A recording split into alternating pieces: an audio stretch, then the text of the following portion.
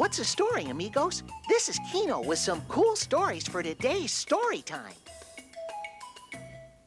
Today, follow the berry-picking adventures of a young boy and a friendly bear.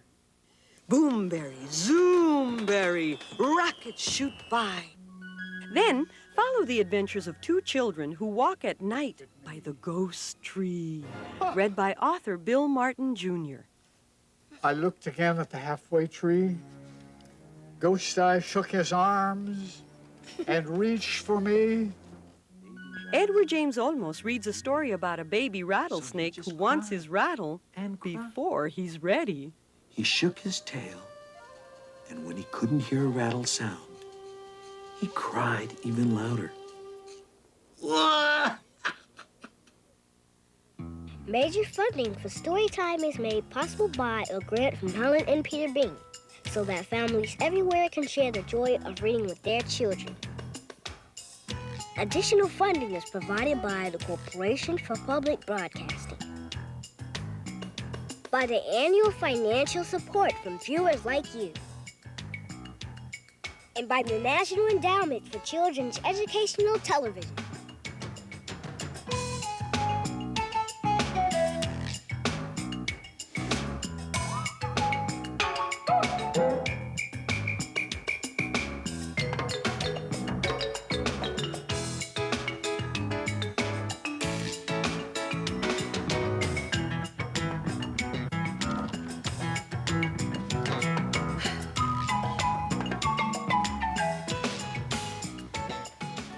Diddly-um-dee, fiddly-um-fee, rah-rah-ree, sis-boom-bee, hello, Lucy.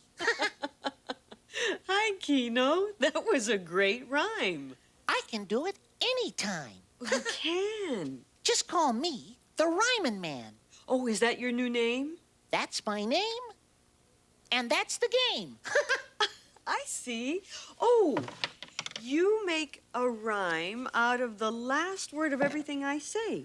Right you are. Hip, hip, hooray. Well, Rhymin' Man, how would you like me to read you a wonderful rhymin' book? You bet. Let's take a look. All right. It's called Jamberry, and the story and the pictures are by Bruce Deegan. One berry, two berry, pick me a blueberry. Hatberry, shoeberry, in my canoe berry. Under the bridge and over the dam, looking for berries, berries for jam. Oh, look at all the blueberries.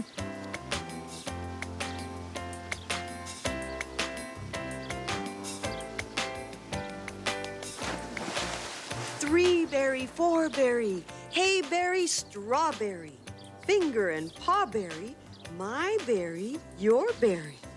Strawberry ponies, strawberry lambs, dancing in meadows of strawberry jam. Quickberry, quackberry, pick me a blackberry. Trainberry, trackberry, clickety-clackberry. Rumble and ramble in blackberry bramble, billions of berries for blackberry jamble. Raspberry, jazzberry, razzmatazberry, berry band, merry band, jammin' in berryland. Raspberry rabbits, brassberry band, elephants skating on raspberry jam. Moonberry, starberry, cloudberry sky. Boomberry, zoomberry, rockets shoot by. Mountains and fountains rain down on me. Buried in berries, what a jamboree. That story was okay with me, Lucy. Oh, well, I'm glad, Kino. Did you notice how some of the words were funny nonsense words like canoeberry and quackberry and jazzberry?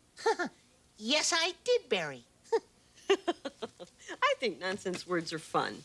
You mean words like Bistle-bun and Dougal-dun and Whistle-rizzle-run? Exactly. Flappo-actly. Hi, Kino. Hi, Lucy. Oh, hi. Kino, I have some very special friends I'd like you to meet. Oh, will it be a treat? A treat that can't be beat. Come on. I hope you two are ready for a scary story. And how about you? Are you ready for a scary story? Yeah. Yeah. Hi. Kino, I'd like you to meet Bill Martin Jr. Hello, Kino. and Adam and Kimberly and Kevin.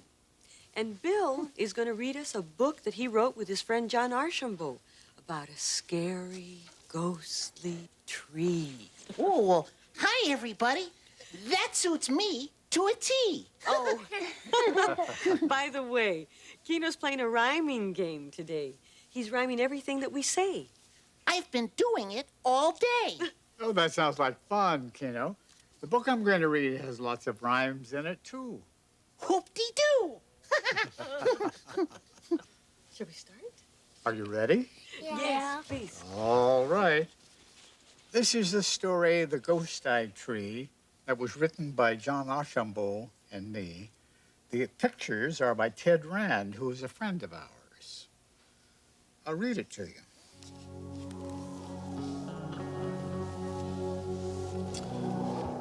One dark and windy autumn night when the sun had long gone down, Mama asked my sister and me to take the road to the end of the town to get a bucket of milk.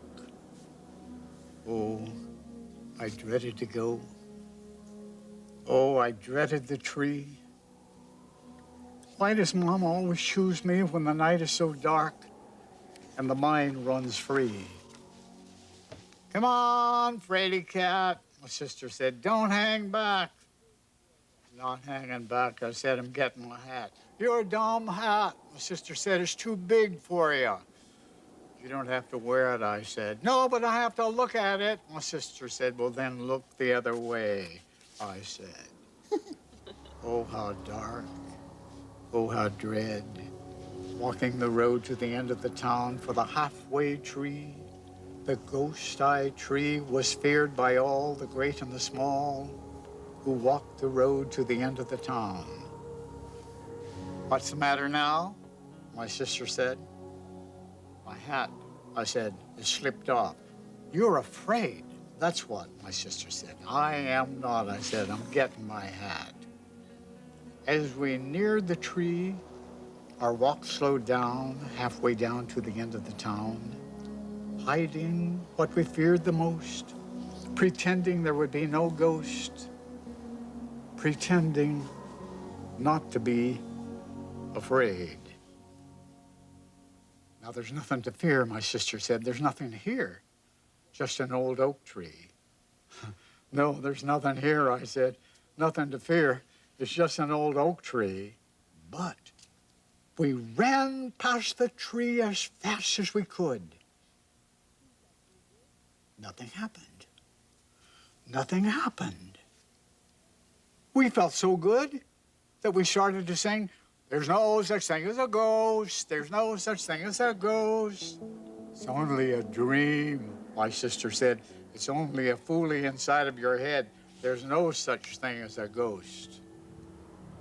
I pulled my hat down over my right eye so I'd look tough, like Mike Barber in the movies. I'm tough, I said to myself, real tough. What? My sister said. Oh, I didn't say anything, I said. You did too, my sister said. You were muttering. I was not, I said.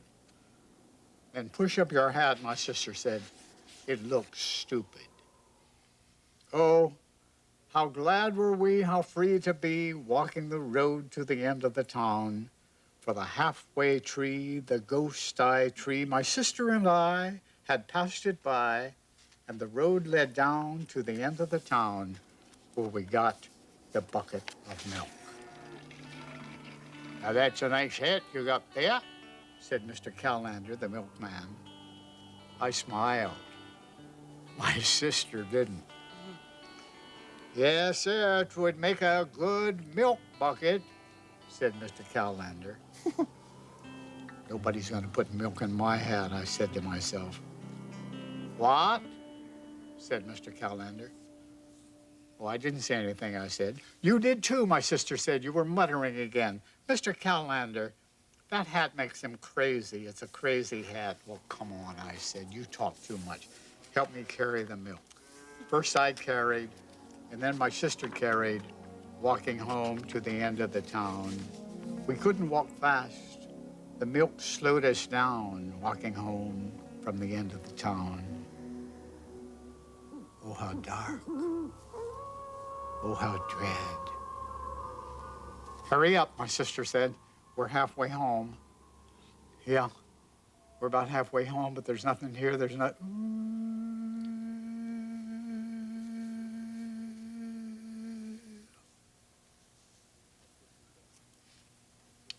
What was that? I said. My sister said, I didn't hear anything. Well, I did. I said, something. I really heard it. Let's go back to Mr. Callender's. No. No, my sister said. There's nothing here. There's nothing to fear.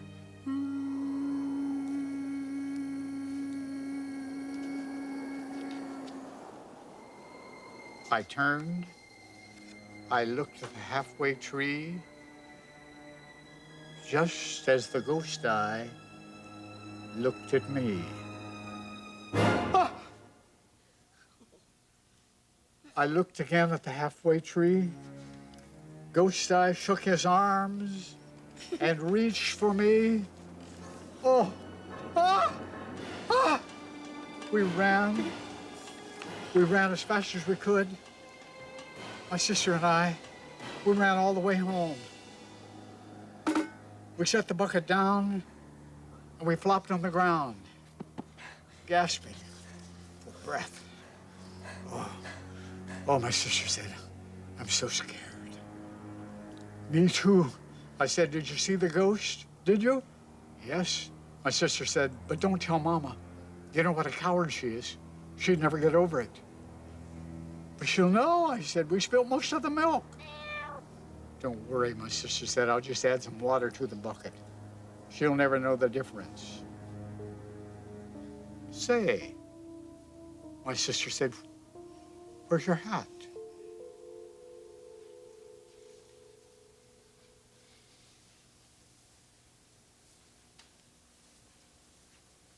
My hat. My hat. I lost my hat. Where? My sister said. I don't know for sure, but probably down by the ghost eye tree. Oh, no, my sister said. Yeah, but it don't matter, I said. I didn't like that hat very well anyway. Oh, no, my sister said, you love that hat. And I did too. I was only making fun of it. Oh, here, give me your hand, and we'll go get your hat. No! No, I said, I don't want that hat. But up she jumped, that sister of mine, and took to the road that led through the town to the halfway tree, the ghost eye tree, where my hat lay fallen on the haunted ground. Ellie! Ellie, come back! I cried. Ghost eye will get you. He's right by your side. But faster than foolies that flashed through your mind, Ellie came back, leaving Ghost Eye behind. There's your dumb hat, Sister said. Makes you look stupid. It does not, I said. It's a beautiful hat. You said so yourself. I'll put it on my head. I pulled the brim down on my right eye, so I'd look tough.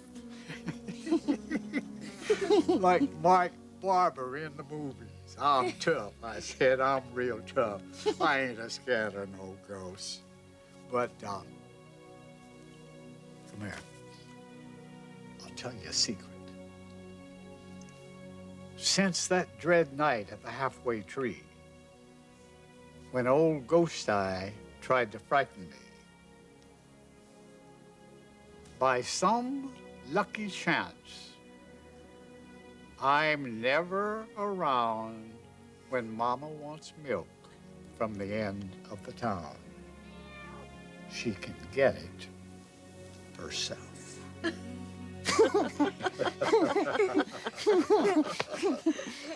Oh, that was a great story.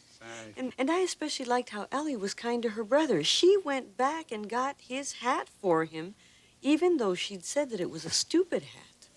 We wanted to show that brothers and sisters care for each other, even though they argue sometimes. And I like the rhymes. I'm glad you did, Kino. Did any of you kids ever go out at night Yes. and look at a tree and think you saw a ghosty face and the limbs stretched out like long arms grabbing for you? Yes. No, no. Yes? Well, I did. Who said yes? I did. Adam Yeah? did, yeah. You saw a ghostly tree that looked like it had long arms? Yeah? Did you get scared? Nah. Oh, you're tough, huh? You weren't scared?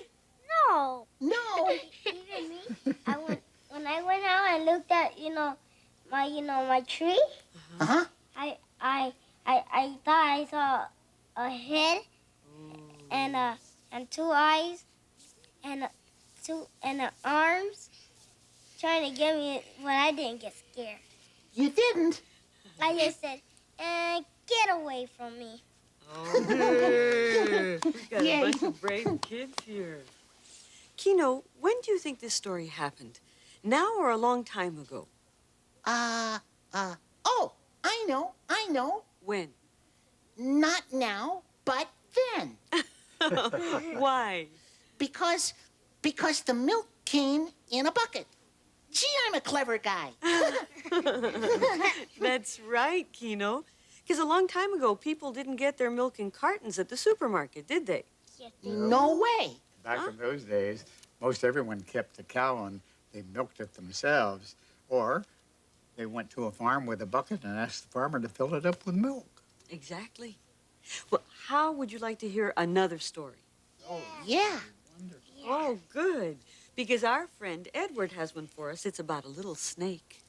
Then let's all listen, for goodness sake. And here we go. With a hidey-ho.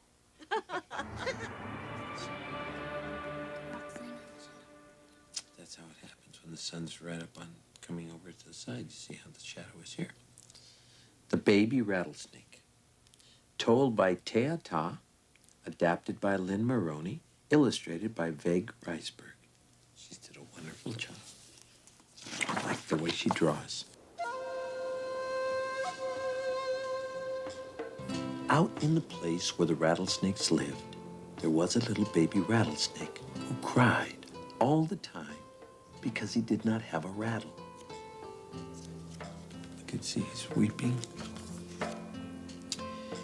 He said to his mother and father, I don't know why I don't have a rattle. I'm made just like my brother and sister. How can I be a rattlesnake if I don't have a rattle? Mother and Father Rattlesnake said, you are too young to have a rattle. When you get to be as old as your brother and sister, you will have a rattle too. But Baby Rattlesnake did not want to wait. So he just cried and cried. He shook his tail, and when he couldn't hear a rattle sound, he cried even louder.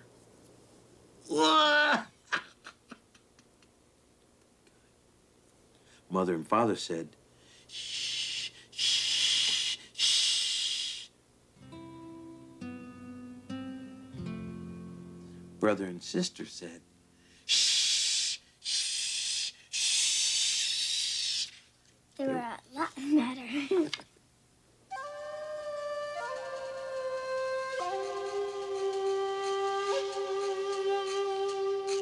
But Baby Rattlesnake wouldn't stop crying. He kept the rattlesnake people awake all night. The next morning, the rattlesnake people called a big council. They talked and they talked, just like people do. But they couldn't decide how to make that little baby rattlesnake happy. He didn't want anything else but a rattle. Is that the guy that's talking? Mm-hmm. At last, one of the elders said, "Go ahead, give him a rattle. He's too young and he'll get into trouble. But let him learn a lesson. I just want to get some sleep." So they gave Baby Rattlesnake a rattle. Baby Rattlesnake loved his rattle. He shook his tail, and for the first time he heard, he was so excited. He sang a rattle song. He danced a rattle dance. He was a happy rattlesnake. Soon Baby Rattlesnake learned to play tricks with his rattle. He hid in the rocks, and when the small animals came by, he darted out rattling.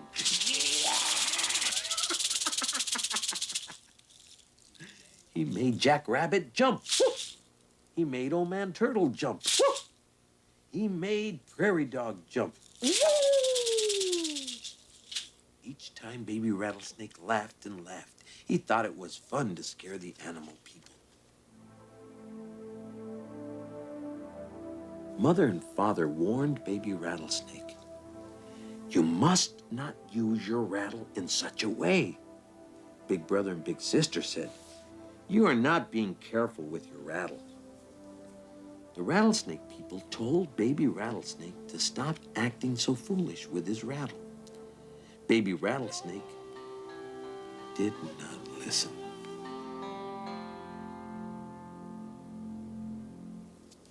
One day, Baby Rattlesnake said to his mother and father, "How will I know a chief's daughter when I see her?" "Well, she's usually very beautiful and walks with her head held high," said Father. "And she's very neat in her dress," added Mother. "Why do you want to know?" asked Father. "Because I want to scare her," said Baby Rattlesnake. And he started right off down the path before his mother and father could warn him never to do a thing like that. He's gonna be in trouble? I can feel it. The little fella reached the place where the Indians traveled. He curled himself up on a log and he started rattling.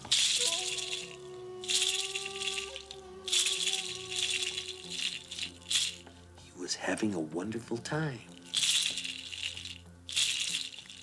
All of a sudden, he saw a beautiful maiden coming toward him from a long way off.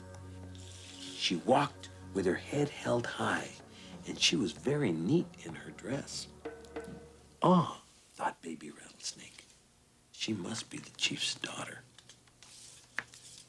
Baby Rattlesnake hid in the rocks. He was excited. This was going to be his best trick. He waited and waited. The chief's daughter came closer and closer. When she was in just the right spot, he darted out of the rock and I think he scared her. "Ho!" cried the chief's daughter. She whirled around, stepping on Baby Rattlesnake's rattle and crushing it to pieces. There goes his rattle. There he goes. Baby Rattlesnake looked at his beautiful rattle scattered all over the trail. He didn't know what to do. He took off for home as fast as he could. With great sobs, he told Mother and Father what had happened. They wiped his tears and gave him big rattlesnake hugs. For the rest of that day, Baby Rattlesnake stayed safe and snug, close by his rattlesnake family. The end. I liked it. So did I.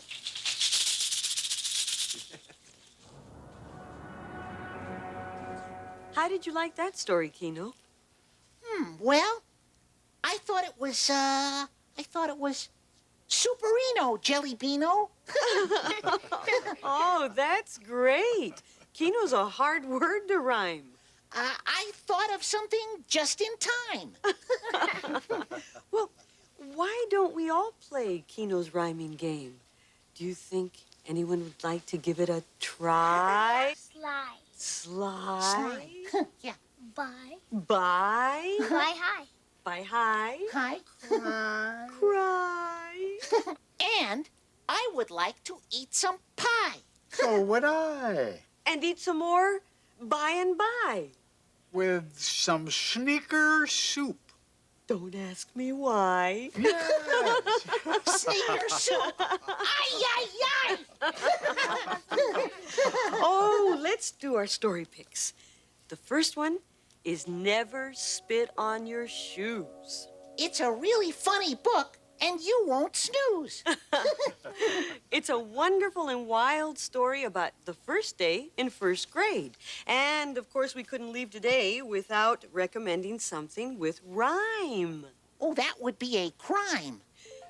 This is the hat. And that's that.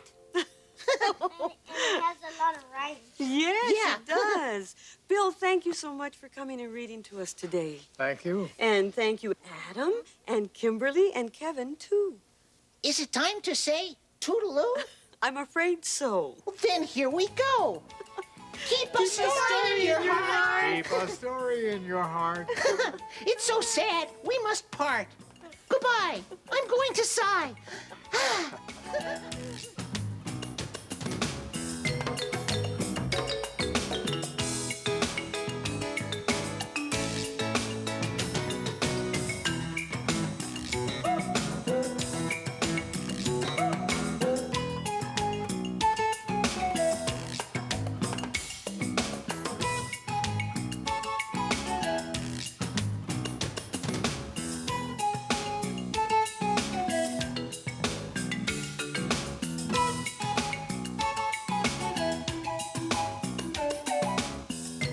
Today's Storytime books are Jamberry by Bruce Deegan, The Ghost Eye Tree by Bill Martin Jr. and John Archambault, illustrated by Ted Rand, Baby Rattlesnake, told by Teata, adapted by Lynn Maroney, illustrated by Veg Reisberg, Never Spit on Your Shoes, story and pictures by Dennis Kazay, and This is the Hat by Nancy Van Lan, pictures by Holly Mead.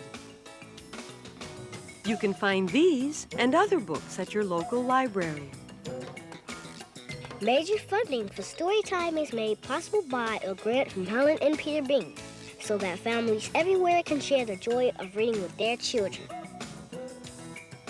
Additional funding is provided by the Corporation for Public Broadcasting. By the annual financial support from viewers like you. And by the National Endowment for Children's Educational Television. Storytime is a production of KCET Los Angeles.